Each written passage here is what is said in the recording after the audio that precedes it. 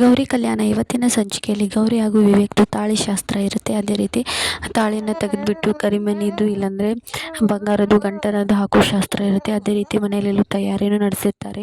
ಅವ್ರ ತವ್ರ ಮನೆಯವರು ಗಂಡನ ಮನೆಯವರು ಎಲ್ಲರೂ ಸೇರಿಬಿಟ್ಟು ಚೆನ್ನಾಗಿ ಕಾರ್ಯಕ್ರಮ ನಡೀತಾ ಇರುತ್ತೆ.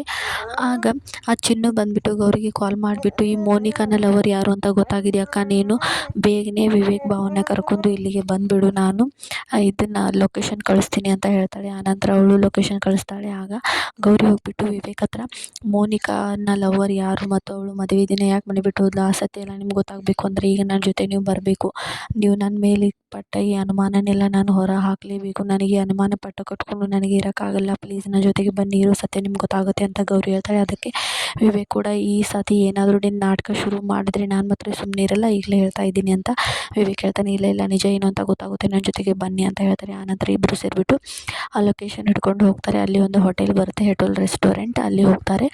ಅಲ್ಲಿ ಹೋದ ತಕ್ಷಣ ಗೌರಿ ಮನಸ್ಸಲ್ಲಿ ಅಂದ್ಕೊಳ್ತಿರ್ತಾಳೆ, ದೇವ್ರೆ ಈ ಸಲ ನನ್ನ ಕೈ ಬಿಡಬೇಡ ದೇವ್ರೆ, ಇದೊಂದೇ ಚಾನ್ಸ್ ನನಗೆ ಸಿಕ್ಕಿರೋದು, ಪ್ಲೀಸ್ ದೇವ್ರೆ ಅವರು ಸಿಕ್ಕಾಕೋ ಒಳಗೆ ಮಾಡಪ್ಪ ದೇವ್ರೆ ಅಂತ ಮನಸ್ಸಲ್ಲಿ ಬಿಡ್ಕೊಳ್ತಾ ಹೋಟೆಲ್ ಹತ್ರ ಹೋಗ್ತಿರ್ತಾರೆ. ಆಗ ನೋಡಿ ಅವಳ ಲವರ್ ಯಾರು ಅಂತ ಗೊತ್ತಾಗುತ್ತೆ ತಾನೇ, ನೋಡಿ ನೀವೇ ನಿಮ್ಮ ಕಣ್ಣಾರೆ ನೋಡಿ ಅವಳ ಲವರ್ ಯಾರು ಅಂತ, ಅವರು ನಿಮಗೂ ಕೂಡ ಗೊತ್ತು, ಅಲ್ಲಿ ನೋಡಿ ಅಲ್ಲಿ ಕೂತಿದ್ದಾರೆ ಅಂತ ಹೇಳ್ಬಿಟ್ಟು ಗೌರಿ ಮೋನಿಕಾ ಹಾಗೂ ಅನಿಕೇತ್ನ ತೋರಿಸ್ತಾಳೆ. ಆಗ ವಿವೇಕ್ಗೆ ಅನಿಕೇತ್ನ ನೋಡಿಬಿಟ್ಟು ತುಂಬಾ ಶಾಕ್ ಆಗುತ್ತೆ.